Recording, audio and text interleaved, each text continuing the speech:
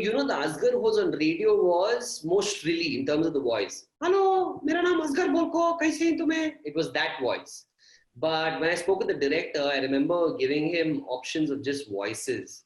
And he said, Danny, the thing is for 2 hours now, 1 hour, 45, 50 minutes, whatever the length of the film is. He said, if you do this shrill voice, people are not going to be able to hear it carefully. So why, it's going to be hard on the ears. Why don't you give me a different version? So I used to do another character on radio called Salim, who had the more nasal twang. Yeah, partners ko kya bole tabhi samajh mein nahi aata. It was that voice. So good to see you again. पहले तो मुलाकात हुई नहीं थी. अभी I think in the last 1 month we met twice. Yes. So happy to see you. How are you, man? Likewise, and I'm happy to see you, and as a title of an article I was reading about you actually summed up what you've been doing, the man who's brought India together with laughter. I'm so glad. What article is this? This is one of the, articles on Google. I was just going through, just reading up about stuff. So it said the man who's brought India together with laughter. Wow, that's incredible. Which is true, which you've managed to. And I feel very blessed, because when I started doing these videos during the lockdown, yeah, I honestly didn't think it would amplify and reach so many people from so many parts of our country. And B, I did not ever think that the same thing that I've been doing for my childhood would actually amount to an identity today. Nothing's changed. I'm just honestly telling you, living on an extended lease of my childhood. And I'm so happy that I've not had to change too much. I'm still that little child excited about doing every single thing that I do. And people appreciate it. Just makes me happy. True. And, just be that way because, and I also say, never lose that child in you because, these days with all those therapies, get in touch with your inner child. I think somewhere we lose that child in us. Ma'am, it's very interesting you say that because I've always said this to my friends and, to my family as well. I always say this. A lot of people keep asking me, especially now that I've been doing these interviews off late, for the film and stuff like that. The one question I always got was, so when are you going to Bollywood? When is your next level? When are you going to take the big step? I'm like, listen, when I was a child, I wanted to do a film. Like I said, I want to be on screen once. And I managed to achieve that. So to be honest, everything else that I'm doing right now is a bonus. And I'm just so grateful and happy that I wake up every day and I'm like, yeah, man, there's something to do. Because I know there are so many people who don't even have these opportunities. And I'd be so ungrateful to every person and to every opportunity that's coming my way by saying, I wish I had more, or I wish I could go somewhere else. So yeah, it's very important to keep the child in you alive. And I'm so glad that's one thing that I've consciously made sure stays alive in me. Which is so true. And I got French Biryani. You watched it? I watched it because I was told I have an interview with you. I said, let me then watch it. So that's what I did. Did you understand? Subtitles Zindabad, yeah. Good. Did you like the film? I liked it. And you know what is also interesting? Characters you created. Yeah. Asghar and humble politician Nagaraj have become screen identities. Yeah. That again, did you ever anticipate that? So, Pooja ma'am, the thing is when I started doing radio, I'm a huge fan of Seth MacFarlane and Sacha Baron Cohen. Right? And fan to a point where I send them messages every 3 days saying I love you. Okay? Like I'm a psycho. Okay, I'm a psycho, I'm a stalker. So if they ever come out in the media and say, who's this madman from India? Please don't be shocked that it's me, right? I wanted to make a Family Guy universe of my own. Unfortunately, animation is something that's very expensive and I don't have the money to do it. But I'm so glad that these little voices from radio have now turned into full-fledged characters and films. I'm happy that people from around the country and places have watched the film. And honestly telling you, ma'am, it's my second film. I'm taking baby steps in this movie world. Like I was telling somebody yesterday, I said, I wonder how people get their script sense right.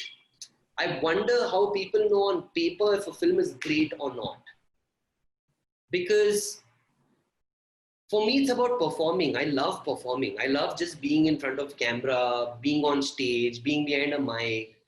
Even a mobile phone camera just makes me happy. And then to see, like just whatever's happening, right? Like imagine for a voice to turn into a film. How many people can boast of it and say that here's something that actually happened to me? And this is all happening to me in one life. I'm ecstatic, to a point where I know there are reviews of the film that have come out who've trashed the film and said, oh my God, I There's don't. praise, yeah? There is praise as well. I'm saying there are reviews. The praises are great, right? You don't take it to the head. That's fine. The brickbats as well. I've never taken them to the heart. But just to know that people, even in those reviews, have said he's acted or he's carried off the role well, just makes me happy because honestly, I did this in stage when I was in school, and now I'm doing films, and it's working out perfectly fine. I'm just happy. I'm just really happy.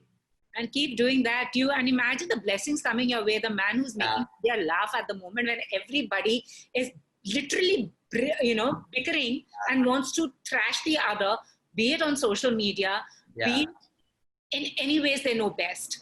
Yeah. And the atmosphere is just so so when you asked me whether I understood French biryani, I did, because I also did grow up in the South. You told me, Chennai.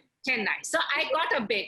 Yeah. Yes, following the language totally was a little difficult because you're doing this, watching, reading the subtitles. But it's a nice, weird scenario.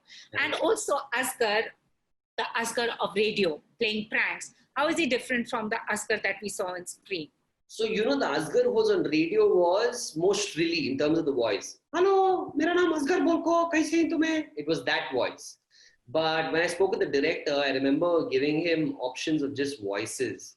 And he said, Danny, the thing is for 2 hours now, 1 hour, 45, 50 minutes, whatever the length of the film is. He said, if you do this shrill voice, people are not going to be able to hear it carefully. So why, it's going to be hard on the ears. Why don't you give me a different version? So I used to do another character on radio called Salim, who had the more nasal twang.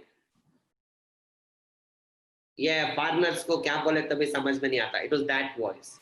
So then I started doing that on the Asghar that you saw on screen.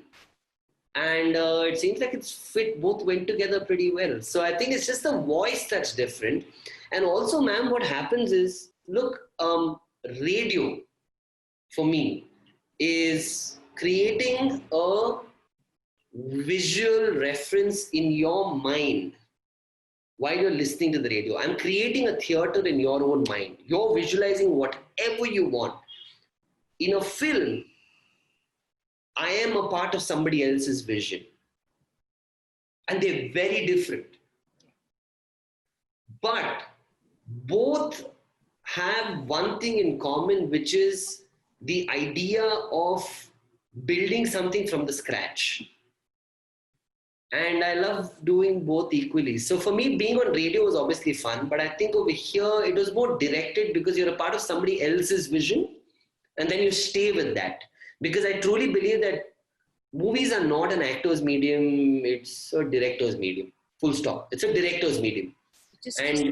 And the director literally is playing so many things in his head at one point. That's why I try and usually be, I tiptoe around directors who are with me. And I let them do all the thinking, because I can be a hands full when I'm on set. I'm quite noisy. I'm like one of those noisy children. You say, sit down, give him, something to eat or drink, and just let me work. So that, yeah. So you served us French biryani, but what made you say yes to this particular film? I think it was the idea of, for the first time, I'll be very honest with you, yeah. Nobody has ever brought a script to me. Nobody. It was the first time somebody brought a script to me. And I turned into a happy puppy instantly, and I went, let's do, right? And it was fun. Honestly, the movie was fun. And I know a lot of people today turn around and tell me, why don't you start doing drama? Why don't you do this? Do you think you should move into, slightly more mature spaces? I personally enjoy comedy. I really love comedy. And for me, a comedy film, which was a comedy of errors with some really colorful characters who are all mad in their own ways. to be a part of it, I thought it was pretty cool. And it turns out that, you know, it's done well for, you know, it's done well. And honestly, credit to the director for just bringing together so many languages, such varied people, and throwing them on one set and getting, you know, all of us to act in the film. So to be honest with you, for me, what made me say yes was the fact that A, it's very cosmopolitan, the film. B, it is funny. It is funny. C was nobody had ever offered me a film before, so I got really happy. And you know what was funny was when he sings, "Where is the charger? Where is my phone?" He says, "Phone is charging," and the cow is. Yeah. Great. So God. I mean, and you really captured the essence of if somebody was to come and see, you will have myriad colors of India in one place, and many people. And it's not the UB City Bangalore that we've shown. Because I feel like the UB City, the MG Road, the Brigade Road, and, you know, that whole CBD area has been exploited. We've seen it in enough films. There is another Bangalore, you know, which is noisy, chaotic, but still in order. You know what I mean? It's still in sync. Which is so true. And also, I was just, as before we were talking, I was watching the conversations that happened to the road accident. And what I like about your characters, I mean, they're very relatable. I mean, I could be sitting, as I said, I grew up in the South. These were uncles I could have met. Yeah. And the way they talk, you know, like, coming from the forces, you come across people with varied accents. Yeah. It's just a reminder, how did you create these characters? And also that article said, if you see a man with a tissue box, a mop, and a plastic thing, you know it's Danish Sait. You made these kachara, as we said at home, you've made them into these cool props. So to be honest with you, I was alone at home and I only had one phone. So I had to start using something else as devices that I could talk, right? Like as a phone, I had to use something else. And I walked in and whatever is in front of me, like I have a baseball bat right here. Right? So this became a phone. Yeah, this is Ramurthy uncle's phone. Now a lot of people don't understand why Ramurthy Avre, that character, uses a phone, and his friend, his homie, that other guy he speaks to. He's always talking to one other guy, right? He has a gun, right? In my head, these are two paranoid uncles who don't know when shit's going to go down, right? So they're just holding on to whatever device. I don't know. This is my phone. I'm going to like whack you with it straight up. At the same time, you have that chacha who calls it that red bag. He has a paintbrush. So he was probably working somewhere and he's taken time out to call. So I just started using makeshift stuff that was around me. This is my cat's catnip.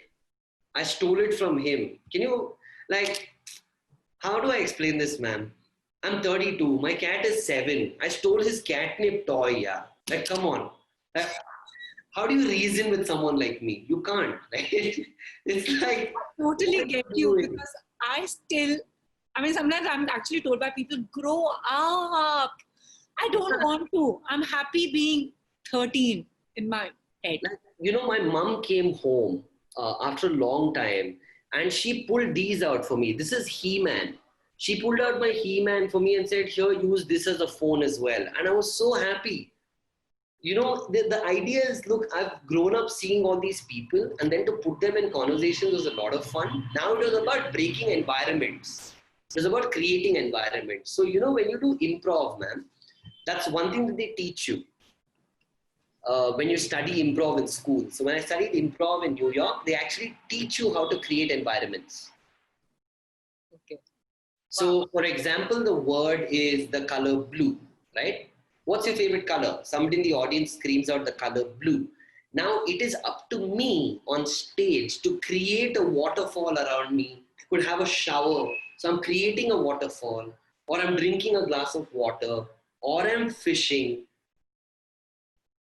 or I'm looking at somebody going, did your mother use a lot of ujala on your shirt because your shirt looks blue? And that person could be wearing a yellow for all he cares, but he's going to treat it like it's a blue shirt. Yes. So you're creating that constantly, and it helps so much, because today when I do my videos, again, I'm just building environments, right? Like I'm building a car fight, I'm building a cricket match, I'm building a ball hitting an uncle's head. And I just feel like it's a lot of fun doing that, because it's just like, you know, going to a beach and making a castle of your own. So and true. saying, I'm the king of my castle, right? It may not exist, but I feel like, yeah, for me, it's like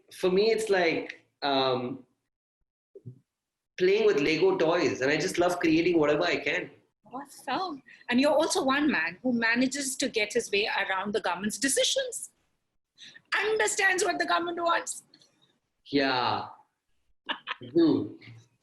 It's just amazing trying to comprehend the speeches and the decisions taken is just hilarious. Because, ma'am, see, sometimes it's very hard to make, comprehend what this, what is happening. Like right now, I, in fact, yesterday woke up and I asked my domestic help, I said, so is it a lockdown? Is it not a lockdown? And I know everybody is thinking the same thing. At some level, all of us are like, khul gaya kya sab kuch? Open hai kya sab kuch? None of us know is it open or not. Which is so true. And I'm sure they're also modeled on characters you've met. So, oh, yeah, lots of them. Kindly to it, or they're like, oh, okay, I made it. No, they're fine. I think they're all happy with it. I'll give you an example. My chemistry teacher, poor guy, his English wasn't great, but excellent teacher. God bless Swami sir. I got 95, I think, in chemistry in school thanks to him. God bless him. I call all my teachers. I called my physics teacher some days ago, Krishna sir. I speak to the principal of my school still, Mr. Nanjunda, and I love them, right? Because they encouraged me to be the person I am today. So I called Swami sir once and he said something beautiful. He said, thank God you picked up my English and not my chemistry. Because sir's English was so all over the place. I would imitate him in school. And today, when I speak wrong English in my videos, honestly, it's years of conditioning. And it's great for someone so big. I think teachers are the greatest. For him to have such an open heart and say, thank God you picked my English and not my chemistry. And the thing is, like, we listen to it, and it strikes a chord because people around you speak like that. Nobody speaks proper English. Yeah. And I think language is no measure for intelligence in any which case. So that's so important. It's not. Because I feel like sometimes you go into the rural parts of our country, I think they're far more intelligent there because, they read more than I think people in cities. I so agree with that. Yeah, especially this generation doesn't read at all only. But somebody asked me to ask you, RJ, actor, comic, is there any other talent you've been hiding from us? No, ma'am, nothing really. I think the other talent I have could work in Jumbo Circus. What would that be?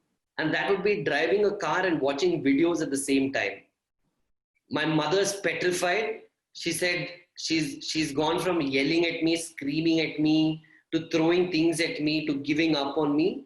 And I have become a little more conscious now. I try now not to watch videos and drive my car, but I'm pathetic. So yeah. Also, I did something really strange once. I stared at a sun, like the sun, like the SUN. You see those spots in your eyes. No. So I'll tell you what happened. I stared at the sun and I have this optical nerve that got damaged. Right? So as a result, now when I'm looking at you and when I look away, you carry with me. You know what I mean? My focal length, my focal shift takes time as compared to a normal, to a functioning human being. So it's a pathetic idea for me to drive the car, look at my phone and watch the road. So I'm getting older and more mature. I'm trying to, that's my other talent, but it's useless. Please do not try it anywhere. Yeah. And also your characters look an extension of you. They say when people have split personality, you have split personalities. Who's actually closest to you? Your alter ego. My closest, I think, from what I've heard, I've been told I'm a little bit of a Ramurthy uncle.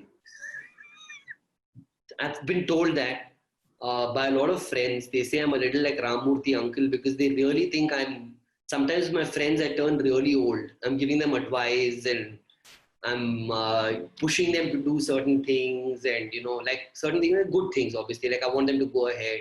I'm somebody who's like very happy with whatever is happening around me. I'm very happy. So they feel like I'm this old uncle, technically, who doesn't have any grief in life. The way it should be. And I really hope you never have any grief. Thank you, ma'am. Thank you. And also you spoke something something that people have been discussing is mental health. You spoke about it. Yeah. Because now, sadly, the conversation with all the name calling that's happening and people sorting out their own agendas, that's got lacerated. Do you want to say anything about it? Because mental health is an issue. Sure. So since you've asked me to put light on this issue, I'm going to begin by turning the light on, right? So, ma'am, I think mental health is extremely important. It doesn't matter who you are. It doesn't matter what strata of the society, what gender, what color, what race. It doesn't matter, because a healthy mind is truly a healthy body. I have gone through body pains for 7 years, ma'am. 7 years. I'm not kidding you when I say this. Every inch of my body, and I'm not lying when I say this, I'm not exaggerating it, would hurt me to a point where I would hate having my body, I would hate being within my own body. I have gone to a orthopedician, I've gone to a rheumatologist, I've gone to a neurologist. I've asked them to check me through and through to see why my body hurts. Finally, when I figured I was going through a mental breakdown, I went up to a psychiatrist and I said, this is my problem. I have body pain. Every inch of my body hurts. And they said it's because of the anxiety that you're going through. When you don't sleep well at night, you wake up feeling patchy because your body is going to hurt, because your body hasn't had rest. And imagine doing that for 6 years. It's a lot of pain. And the only thing that came to my mind was, there are so many young people out there today who are stressed with 100,000 things. Please go see a therapist. Please go see a psychiatrist. Because that's the only way in which you will find a solution to mental health problems. We as human beings barely understand ourselves, let alone understanding a fellow human being who's connected to us. You need a neutral view, because when you know you paid money to understand nothing but yourself, you will focus and get done with it, one. Second thing is the fact that there is a science to living life. Life is not about waking up every morning, watching TV. It's not just that. There is a science to living it. There are conversations that make us upset. There are people that upset us. There are arguments that upset us. There are moments that make us extremely happy. We need to know how to live through those moments. And that will only come from a professional and not from people who you meet every single day in, day out. So I agree with that.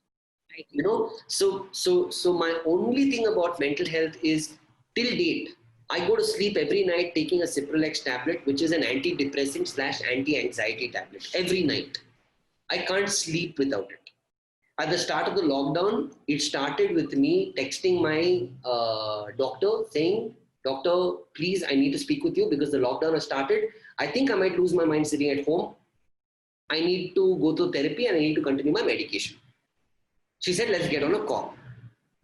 And I got my tablets. And I've managed to sail through this entire period because I've had a sane mind. I've had it together. I agree with that. I so agree with that. And I know that, sorry, I know I'm being very vocal about this. And no, but you need to be. Huh? You need to be vocal about it. People brush it under the carpet, or they don't want to discuss it, thinking that they might be, people might label them, they might be judgmental. There is sometimes even now when I meet people in the public realm, when I meet them, their first question is, so how are you now? Everything okay? I'm like, yeah, man, I'm fine. You sound like there's something wrong with you. Right? And I'm like, I don't say it to them, but I'm like, yeah, I'm fine. Let's not make this dramatic. It's fine. My brain doesn't secrete or produce certain chemicals that yours does. If yours does, great for you, man. Mine doesn't. And I go to a doctor, I've induced it, and now we're in the same, sort of headspace. Forget the thoughts, forget the knowledge, forget the wisdom, that'll come with time. But it's very important to have a healthy mind.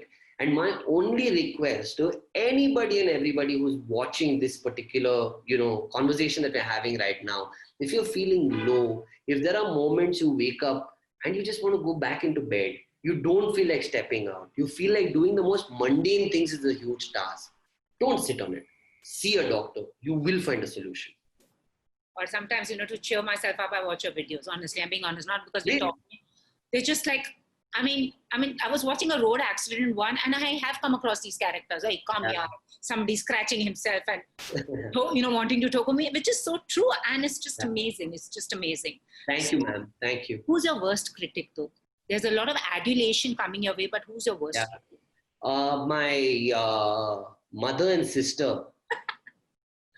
Very brutal. Actually, my friends are there too. There are a couple of friends, very brutal. I love them for that. I don't have any friends from the entertainment business. They're all from outside. They're all like brutally honest people who just say whatever comes to their, like, there's no filters. Like some of them watched the film and called me and said, dude, what was that second half? I'm like, I can't, it's not interactive. I can't change it. Now just shut up. Yeah. They're like, your acting could have been better. I'm like, how much more do you want me to do? So I feel like they're very honest. So yeah, but my mom and sister for sure. Like my mom, I'll read her message to you, okay? It's very funny. Hang on. I'll read her review to you, okay? It's very funny.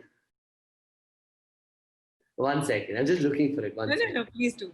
Yeah, where's my mom's review? My mom's review is damn funny. Word to word. Oh God, what a funny movie. The story could have been better, but loved few scenes of Simon and Asghar together. It'll do well. Movie wasn't long. That's good. Good night. Done. That's my mom's review. Parents are like that, yeah. I love it. Like, this is something I would expect from my mother. Sometimes I feel doesn't even watch what I'm saying. Your lipstick is a little too bright. I'm like, otherwise it's all okay. Yeah, I love it. Yeah, I love it. Yeah, I love my children. Anyways, lastly, Sacha Baron Cohen, I just hope he does get in touch with you. So is he the person you want to collaborate with? I'm sure you're going to manifest that very soon. I'll tell you, I sleep and wake. I feel like it's going to happen. I've been talking about him so much. I'm not kidding you when I say this, okay? Look, there's very little lies to me, okay? I'm not kidding you. Okay. Look up can you read what is the first thing on my search list there? Yes, Sacha Baron Cohen. That's the first thing. Also, after that, I'm playing a game called Last of Us. And I literally sat down. Just look at this, okay? I'm going to scroll up all his videos. Just look at this. It's in red.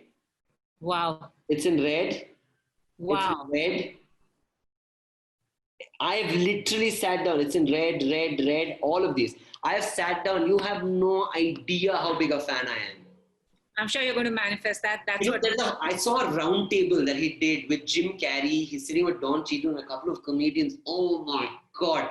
Please watch it. I will do that. I will do that now soon after this. I am going to. Especially if you love Jim Carrey as well. I love Jim Carrey as well, but I don't know, man, there's something about Sacha. And I really wish one day I get to meet him because the brand of comedy that I'm doing with characters and this and that, he's a Mughal at it. Probably he's the reason why I do what I do. Awesome. And I'm sure it's going to come true. So before we go, as Ramamurthy uncle, do you want to give us a message? Yeah, my only message for all the youth. So kindly take care of yourself. Wear a mask. And when you goes out, does not shake hands with people. Follow Indian culture and do a namaskar. Thank you so much, Danish, and more power to you. Thank you, man. Thank you. Nice talking to you. As you always do. Thank you so much. Take care. Thank you, ma'am. Thank you, ma'am.